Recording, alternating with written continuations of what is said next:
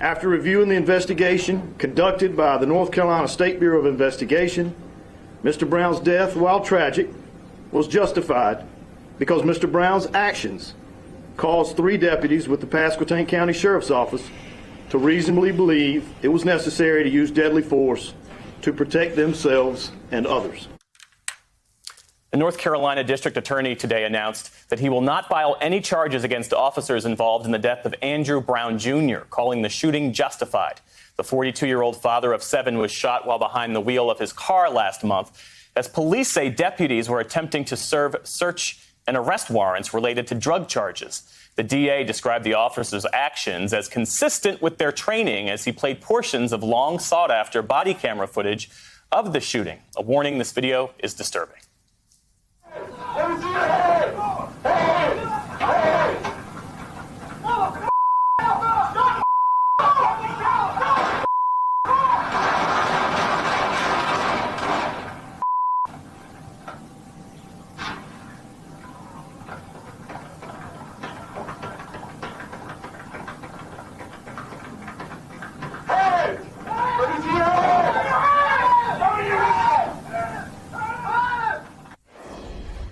Joining me now is MSNBC law enforcement analyst Cedric Alexander. He served on former President Obama's task force on 21st century policing. Thanks for joining us. And I should say this, we just got a statement from the Brown family attorneys in reaction to today's announcement. I'm going to read it. It says, Andrew Brown Jr., his grieving family, and this community deserve answers, and they received anything but from D.A. Womble's attempt to whitewash this unjustified killing.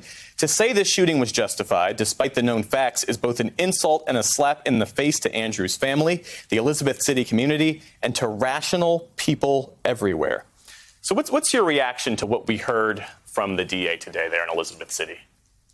Well, here's what first thing we have to do, Jeff. We got to put everything in this context in terms of where policing is in this country at this very moment, and the lenses out of which police and people in communities across this country are looking at police with a great deal of concern. You know, the DA was absolutely right because he attempted to follow the rule of law, right in its sense. Let me be clear about this when I say that.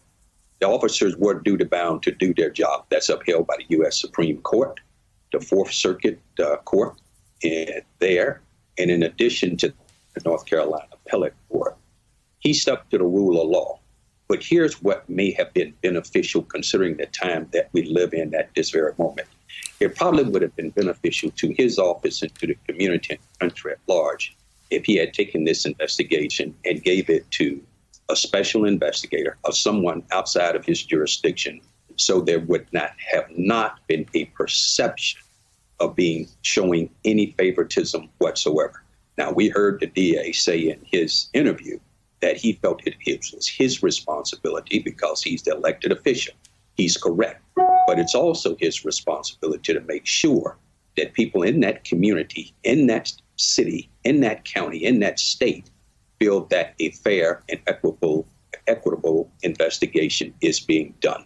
So he did his job, but I think what could have really been beneficial, and to be honest with you, the outcome probably would have been the same as he announced today.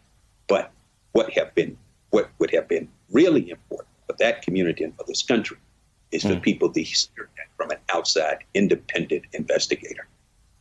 And let me ask you something about the specifics of this case, because the DA claimed the shooting was justified because Brown was behind the wheel of a moving car. I want to show you some video from the press conference. You're saying he was threatening them, but then he's backing away, and it's the officer going for the car. Okay, when you employ a car in a manner that puts officers' lives in danger, that is a threat. And I don't care what direction you're going, forward, backward, sideways. I don't care if you're stationary, and neither do our courts. So a question about that. It's a question a lot of people have. How could a car that is stationary be deemed, in effect, a deadly weapon? Well, you know, we see a piece of the video here. I'm quite sure there's other angles to that video.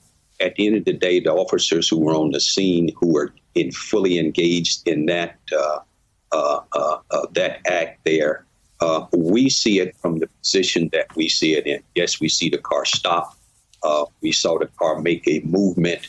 which appeared to be going in the direction of the officers. But here's the thing we also have to take in consideration, Jeff, is the fact that there's some departments have policies that you don't get in the way of a moving vehicle.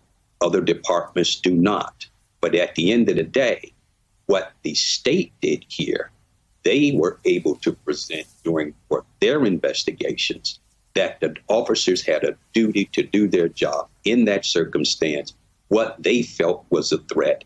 And that's what holds the glue together for him making the justifiable remark that he made. But here again, I will emphasize that regardless, had he taken this case and given to an outside independent DA's office to look at, the results may have been what he concluded, quite frankly.